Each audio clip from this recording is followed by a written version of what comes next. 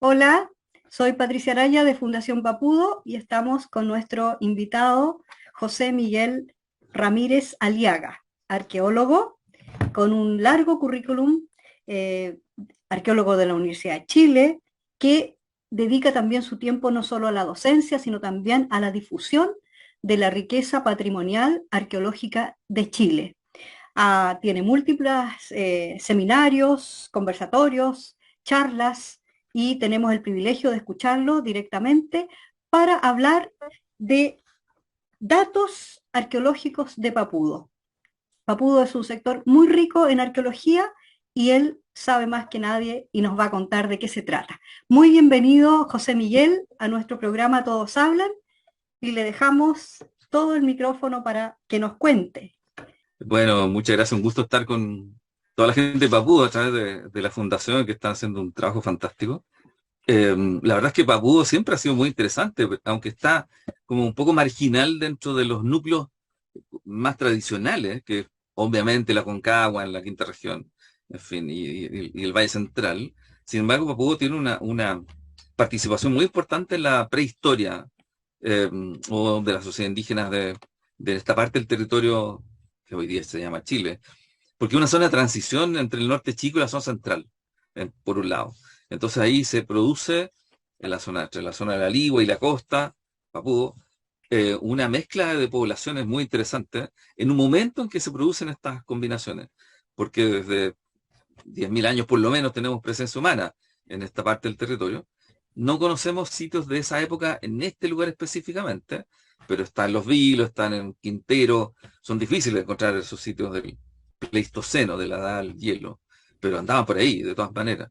Y después viene un largo periodo que sí está expresado en sitios arqueológicos muy famosos en Papudo. De hecho, en una época se habló de una tradición papudo, del periodo que se llama arcaico, que son los mismos cazadores que convivieron con el mastodonte, pero ahora sin mastodonte. Un periodo muy largo, desde 10.000 años atrás hasta hace unos 2.000 años atrás más o menos, son cazadores recolectores de toda la fauna moderna, fauna menor. El más importante es el guanaco, obviamente, pero había una variedad de zorros y, bueno, obviamente toda la fauna marina, mamíferos marinos, lobos marinos, etcétera, pesca y especialmente recolección, la reclusión de toda esa riqueza extraordinaria que son el intermareal rocoso, especialmente, pero también de arena. O sea, toda la fauna que son nuestros moluscos, que es riquísimo en Chile, gracias a la corriente Humboldt, la corriente fría, por eso es tan frío nuestro mar, pero eso genera una riqueza extraordinaria, una enorme biodiversidad que fue aprovechada obviamente por nuestros ancestros, nuestros changos prehistóricos, hasta ahora, y que dejaron como huella básicamente lo que llamamos conchales, porque eso es básicamente el material que se conserva mejor, las conchas. Y hay de todo tipo de fauna, de roca y de arena. O sea, machas de arena, ¿cierto? Almejas, navajuelas, ese tipo de fauna de arena, y todo lo que se pega a la roca, desde los locos, los choritos, en fin, una variedad enorme de caracolitos que se pegan a la roca. Ellos lo consumieron todo, pero Estrellas absolutamente de todo. mar también, parece que también. Sí, pues uno de los hallazgos más interesantes de un primer dato de un curanto, de una forma de cocinar al vapor, que encontramos en uno de los sitios del condominio de Costa May, que está pegadito inmediatamente al norte de Marbella, en Maitencillo, la terraza, 50 metros sobre el mar. Bueno, ahí hay una cantidad enorme de conchales, que son estos depósitos como lentes de concha que uno los pisa, es decir, eh, estamos pisando el mismo material que quedaron ahí de la revolución de hace miles de años, porque el viento hace que no se acumule nada encima. Por eso vemos las conchas. Y lo que no estamos viendo, porque la gente se lo lleva, lamentablemente, se lleva los fragmentos de cerámica y se lleva los fragmentos bonitos, digamos, los fragmentos decorados, o las puntas de proyectil, obviamente. O sea, toda la gente que vive en la costa se ha llevado eso a su casa. Es como casi una actitud, el coleccionismo, un tema natural. O sea, recogemos piedras bonitas, las ágatas, qué sé yo. Cualquier cosa bonita que... Bueno, y hay gente que se especializa en materiales arqueológicos. Hay gente que tiene colecciones de puntas de flecha. El problema es que ya no están en el sitio original. Entonces, cuando llegamos a un sitio de eso, a lo mejor encontramos solo las conchas en superficie. Ahora, con suerte queda algo bajo la superficie. Y muchas veces ocurre que son las obras públicas o de particulares cuando hacen una casa que descubren eso que está abajo y eventualmente lo van a destruir. Eh, a pesar de que la ley dice que ese es un patrimonio del Estado. Es decir, por el solo ministerio de la ley, todo eso que está en la superficie o debajo de la superficie no pertenece al dueño de ese terrenito o de ese gran terreno, de un fondo, de una hacienda de miles de hectáreas, lo que sea, o una pequeña parcela de agrado o un loteo como los de Papú de 300 metros cuadrados. Todo eso que está ahí, aunque uno haya pagado millones por ese terreno, para hacer su casa de veraneo, ¿cierto? Como es la mayoría de lo que tenemos acá, o un edificio de lujo, eh, no es del dueño del terreno, es del Estado de Chile, es un patrimonio que pertenece a todo, a todos. Y bueno, hay una ley que obliga en el fondo, aunque muchas veces que en el papel, a proteger ese patrimonio. Es decir, si alguien encuentra algo que es patrimonial, que es arqueológico o paleontológico también, eh, hay que avisar para tratar de rescatar eso. Es decir, salvar ese material antes de que se haga la obra, porque no se trata de que se impida una obra. El tema es que se salve lo poco que queda de nuestra prehistoria antes de construir algo. Es decir, la obra se va a hacer. El tema es que eso genera, obviamente, un tiempo de espera, en fin, mientras se rescata, y ahí empiezan los problemas muchas veces. Pero en principio, el tema es que hay tan poca evidencia de nuestro pasado que lo poco que queda, una cuestión lógica, es decir, el 90% de lo que hacemos los seres humanos desaparece, se pudre. Es decir, lo que queda son las conchas, pero José no queda, por Miguel, ejemplo, disculpe que lo sí, interrumpa. Entonces, podemos decir que en Papudo, propiamente tal, sin que se llamara Papudo en ese entonces, tenemos una rica prehistoria, una prehistoria en este sí, sector claro. y luego entendemos que vino el concepto de la historia y ahora estamos en este presente. ¿Qué nos puede mostrar acerca de eso? ¿Tiene algunas imágenes o Sí, nos están viendo ese ve perfecto? El sector de Papúa donde ahora se puede identificar una cantidad, porque claro, en el área urbana ya desaparecieron algunos sitios, algunos quedan, ¿ah? Hay una piedra tacita, pero si comparamos este plano, que es el mismo subsector de la desembocadura del estero, Lilén, eh, y todos los condominios que se están construyendo ahí desde hace tiempo, bueno, ahí se identificaron hace 20 años, un poco más, 20 sitios arqueológicos que son los conchales. Conchales porque son las conchas las que aparecen, pero no son simples depósitos de basura, es decir, no son los restos simplemente de la comida que consumieron ahí. Ahí están incluso sus casas, restos de sus habitaciones y de sus tumbas. Ellos enterraban a sus muertos ahí mismo, debajo del conchal muchas veces, o en medio de estos depósitos. Y si se fijan, esas figuras que tienen números, bueno, cada uno de esos son sitios que llamamos Puyay, uno 2 3 aquí hasta el 21 un pequeño conchal aquí en el borde de la salida del tranque. Ahí dice, la laguna, el tranque, ¿cierto? Esto era un humedal que después se canalizó, en fin, se hizo este tranque en tiempos históricos recientes, pero obviamente los grupos indígenas que vivieron aquí hace miles de años, antes de nosotros, obviamente era un lugar ideal para instalarse, junto al agua potable, ¿cierto? Entonces, bueno, fueron habitando este sector de la duna, de la desembocadura del estero, porque era un lugar ideal, obviamente, y que no era tan ideal cuando comenzó el poblamiento histórico, porque es arena, ¿cierto? Claro, ahora sí, pues ahora se pueden hacer fundaciones profundas y levantar un tremendo edificio aquí, en la arena, como en Viña del Mar, en fin. Eh, pero bueno, lamentablemente la mayor parte de esto se perdió por la obra inmobiliaria, en fin.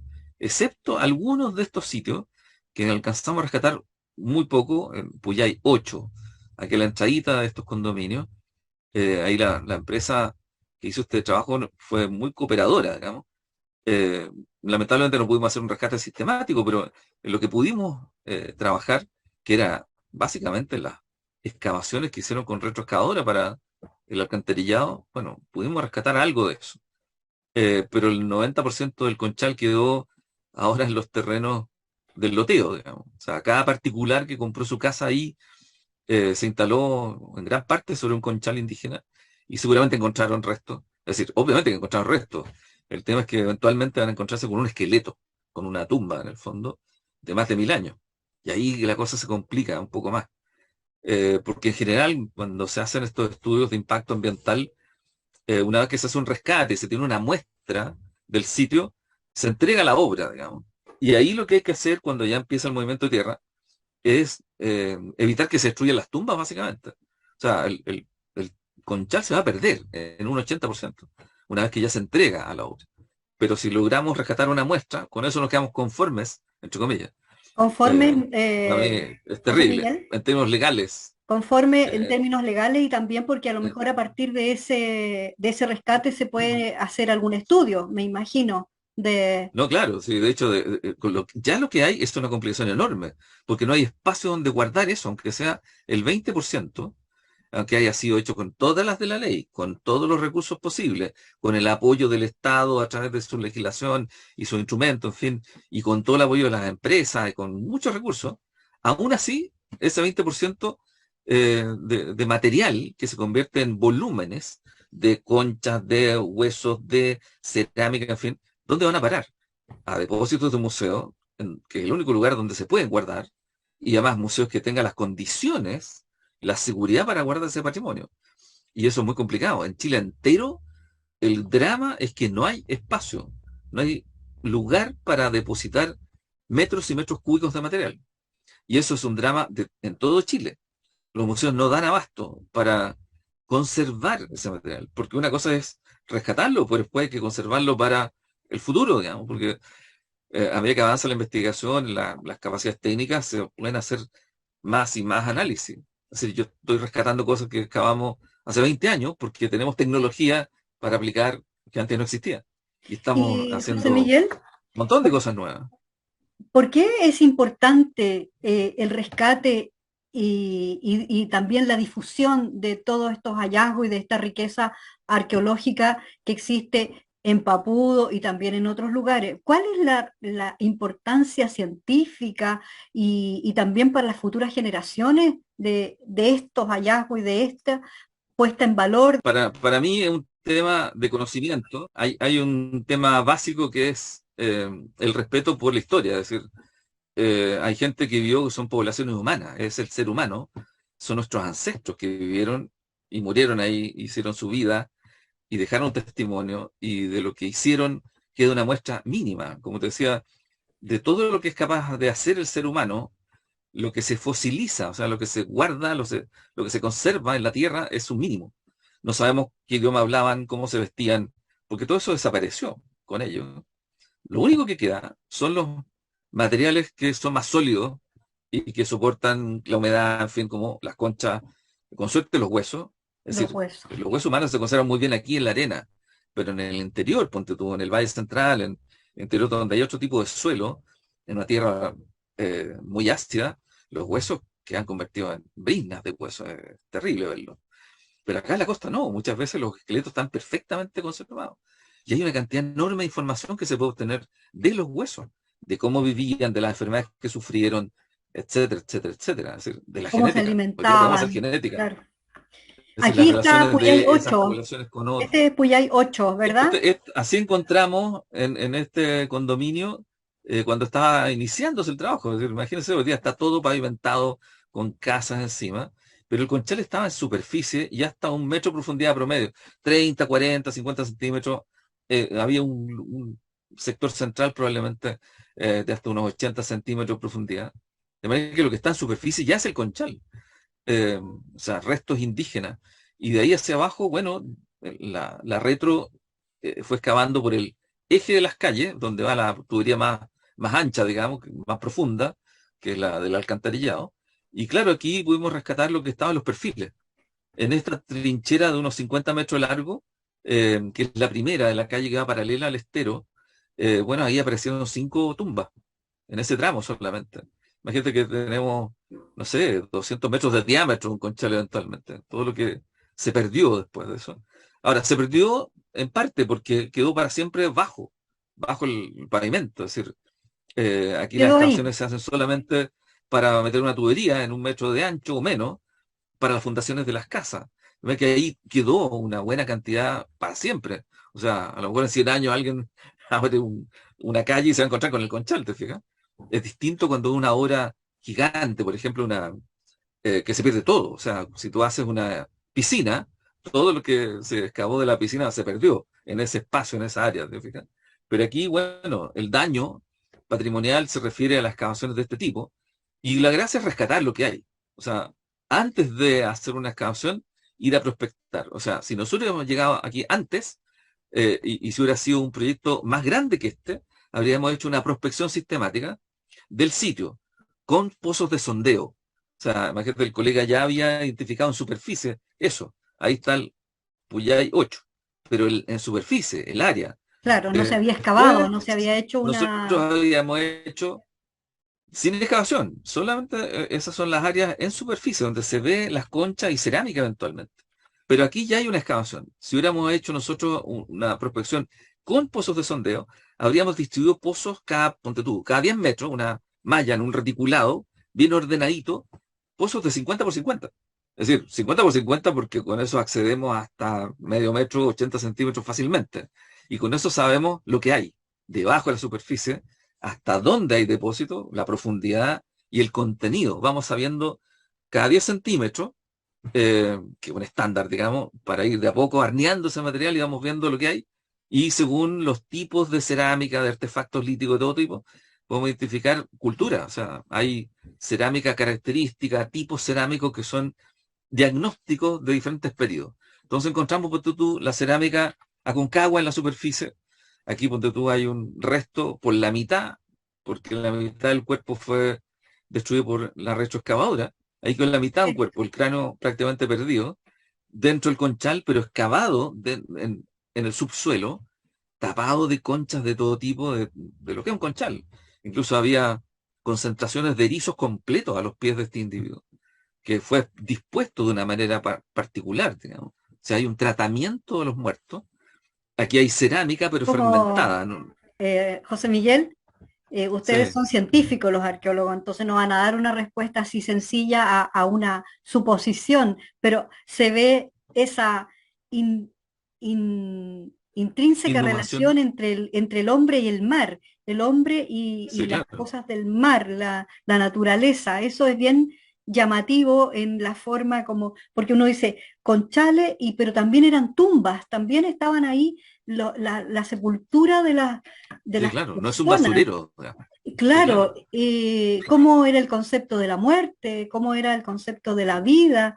Y Sí, claro. por último, para ir finalizando, se sabe que se sigue encontrando restos y también elementos en Sí, Papudo claro. En todo y en todo Chile, el en toda la territorio. costa, sobre Mm, todo, hay una cantidad enorme de sitios a todo lo largo de la costa, que yo estoy mostrando Quintero, Concón, en fin, sí, un montón de sitios, muy, muy impresionante. sí. Aquí los patrones mortuorios, lo que tú dices, muy, muy increíble. Esto es un sitio al interior de Tunquén.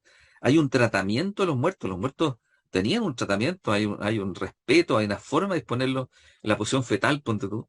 Las manos pegadas a la cara, eso significa que Igual que un fueron feto, amarrados, sí. como la posición fetal, o extendidos y boca abajo, con diferentes posiciones de las manos, o de costado, con las manos ahí al lado una momia, que si estuviéramos en el norte grande, bueno, tendríamos la materia orgánica, digamos, la piel, completo el cuerpo, con los cordeles y los textiles. O sea, estos individuos que nosotros encontramos esqueletizados, o sea, el esqueleto sin otra materia orgánica encima, bueno, de todas maneras fueron enfardados y amarrados para mantener esa posición de los cuerpos.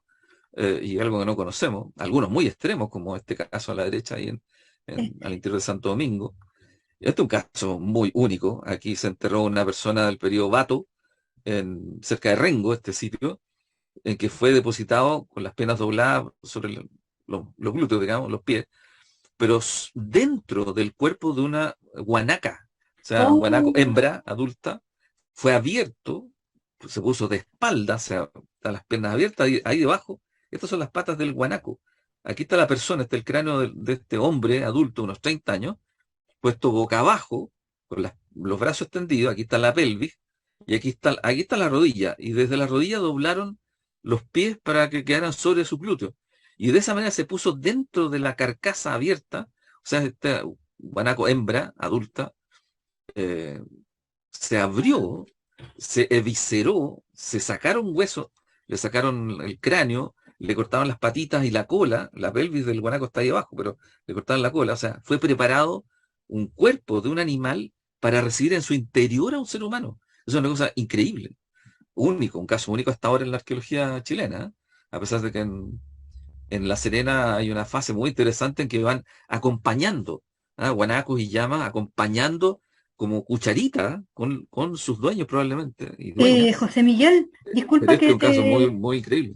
que te interrumpa aquí porque me hace mucho sentido esto del guanaco y la muerte, porque también en la cultura taira del norte hay una apreciación también con la relación con las llamas y los animales y cómo ellos lo veían también en relación con el cielo. Ellos incluso identificaban a estos animales en las constelaciones.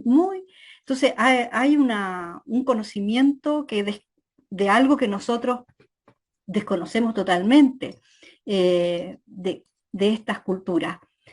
Sí, Eh, ¿no? Hay muchas cosas que no sabemos. Ponte tú esto. sí. Las clavas son un misterio, porque nunca fueron encontradas en uso por los españoles, pero por primera vez apareció en contexto arqueológico. Por eso es tan importante conservar eh, el contexto de las tumbas. O sea, si la gente los saca a palazo, se pierde absolutamente toda la información. Lo puedes leer ahí. No sacamos nada con tener que nos entregue una bolsa de huesos molidos.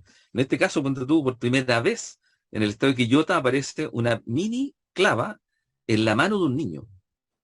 En la mano. Contexto, cultura concagua, prehispánico, o sea, antes del Inca, los picunches o cultura concagua de la zona central, que se difunde por, es decir, de la Ligua hasta por toda la zona central, hasta Rancagua por lo menos.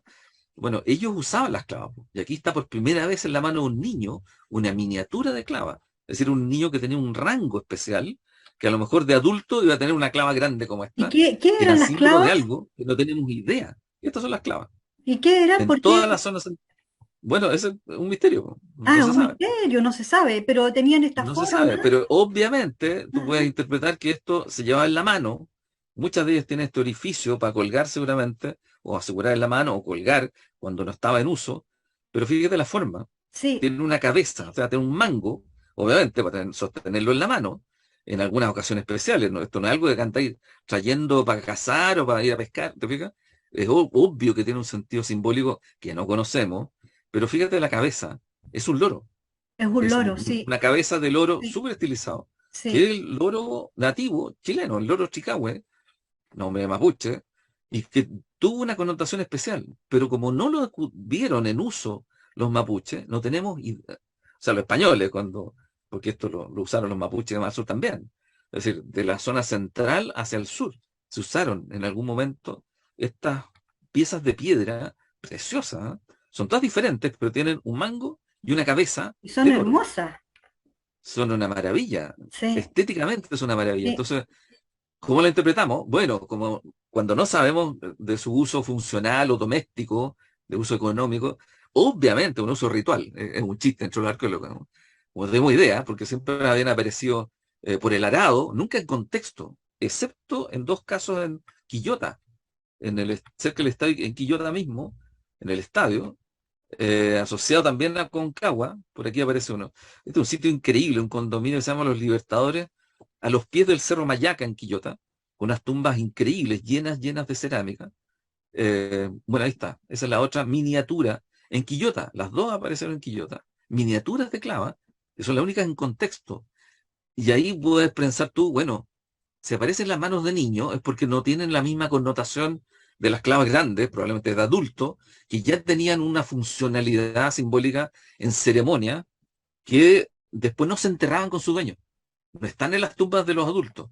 Por lo tanto, a lo mejor ese instrumento se entregaba en vida al heredero de esa función simbólica, el machi, el que habla por la tribu. Piensa tú, un loro. Los loros hablan. A lo mejor era el huerquén, el representante de la autoridad local, Pero eso es una interpretación, ¿te fijas? Claro, ¿Por qué no se enterraban con sus dueños adultos? Porque claro. las grandes nunca han aparecido en contexto en tumba. Entonces, claro, puedes elaborar hasta cierto punto, porque no hay ninguna referencia al uso de estos instrumentos en ninguna parte. Y la única que apareció en contexto son estos niños, este niño en Quillota y esta clavita miniatura ahí en ese condominio.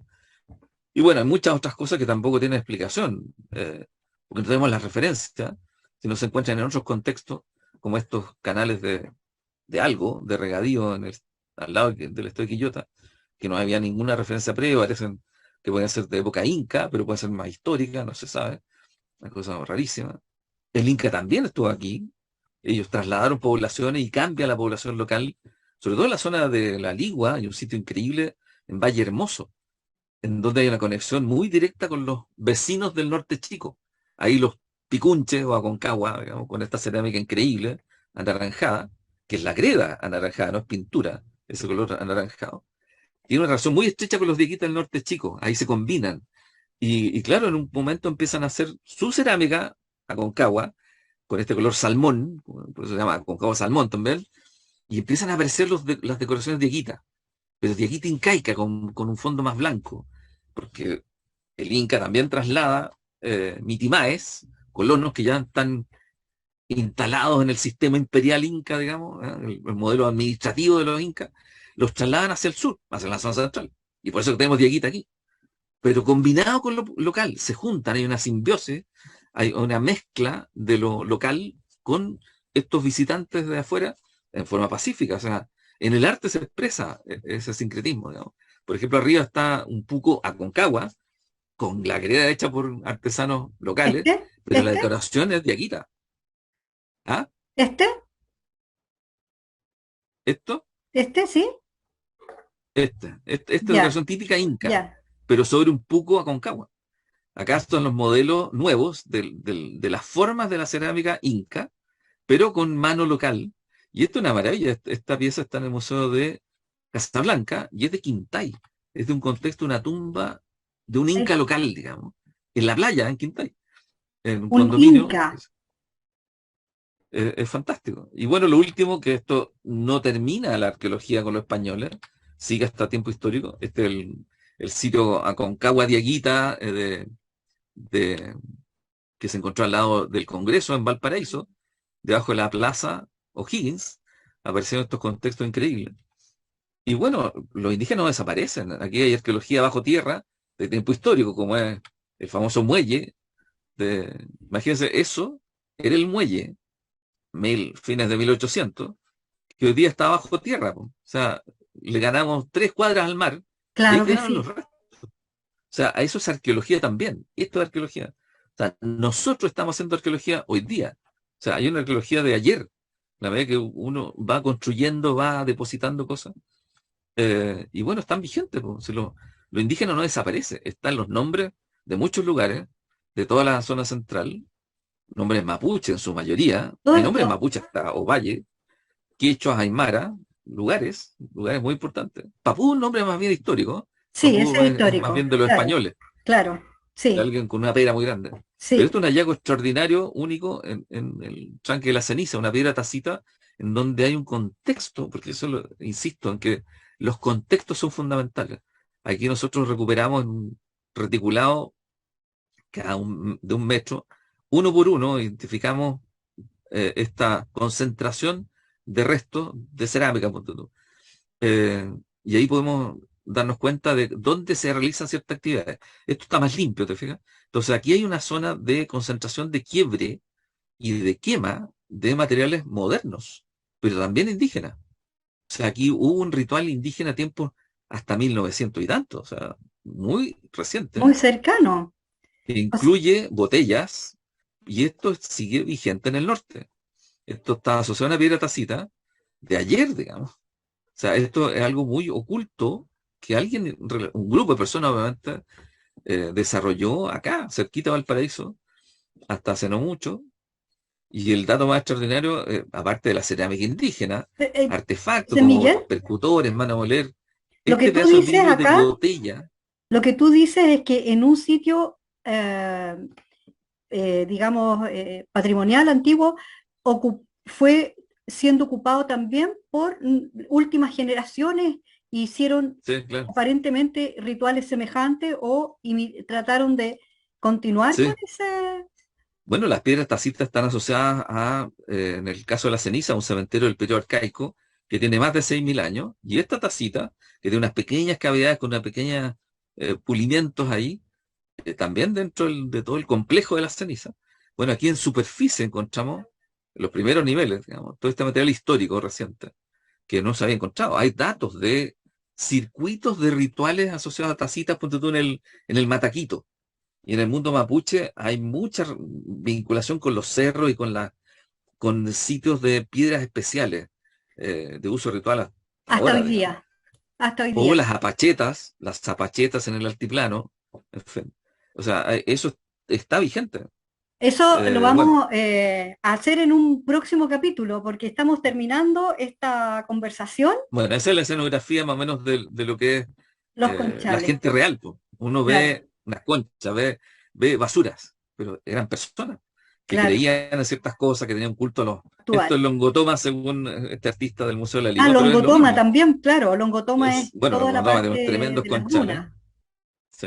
Bueno, es lo Bien, mismo en Papúo y en Quintero. 1 millón de gracias, José Miguel Ramírez. Nos Buen gusto. volveremos a encontrar en otro capítulo hablando y difundiendo el patrimonio arqueológico de Chile y su riqueza, porque si no puede quedar en museos, al menos que quede dicho en los medios digitales. Muchas gracias, José Miguel. Hasta una Bueno, pues un próxima gusto. conversación. Ha sido los Encantado. datos arqueológicos de Papudo y también tocamos algo de sus alrededores, que finalmente es una comunión de toda esta riqueza arqueológica. José Miguel, Así es. Un gusto. Que esté muy bien. igualmente. Fundación Papudo, comunicando y educando.